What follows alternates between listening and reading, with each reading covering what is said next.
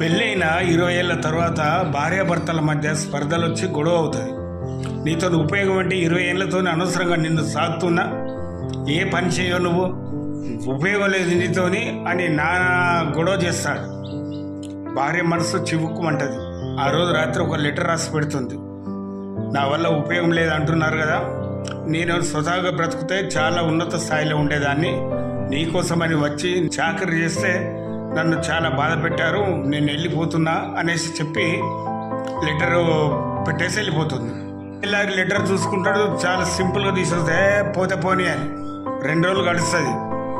ఇంట్లో ఎక్కడ సామాన్ అక్కడే ఉంటుంది, ఇంట్లో పాచి అలాగే ఉంటుంది, పిల్లలకు స్కూల్కి తయారు చేసే పరిస్థితి లేదు, ఇంట్లో వృద్ధులైన అత్తమామలకు మందులు ఇచ్చే గది లేదు, ఈయన ఆఫీస్కి పోతే క్యారేజ్ పెట్టే పరిస్థితి లేదు.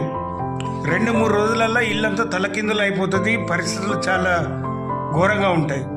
అప్పుడు భార్య గుర్తుకొచ్చి భార్యను వెతుక్కుంటూ వెళ్ళి ఆమె క్షమాపణ చెప్పి, చాలా తప్పుగా మాట్లాడినా, ఇంకోసారి అలా మాట్లాడా, నువ్వు లేకుంటే మాకు జీవితం గడిచేటట్లేదు, ఖచ్చితంగా నువ్వు రావాలి అని అంటూ ఆమెను తీసుకొని మళ్ళీ ఇంటికి వస్తారు.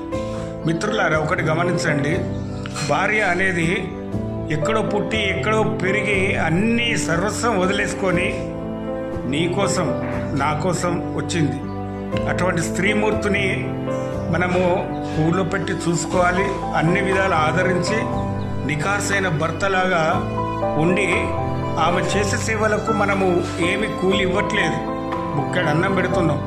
నీ వంశాన్ని మొయ్యాలి, నీ పిల్లల్ని కనాలి, నీ అత్తమామలకు సేవ చేయాలి, నీ గోత్రాన్ని మొయ్యాలి, ఇన్ని రకాలుగా నీకు చేస్తున్నప్పుడు ఆమెను అలా హింసించటము, హర్రా చేయటం, బాధ పెట్టడం కరెక్ట్ కాదు నేస్తమామ. అత్తమామలు కూడా గమనించండి.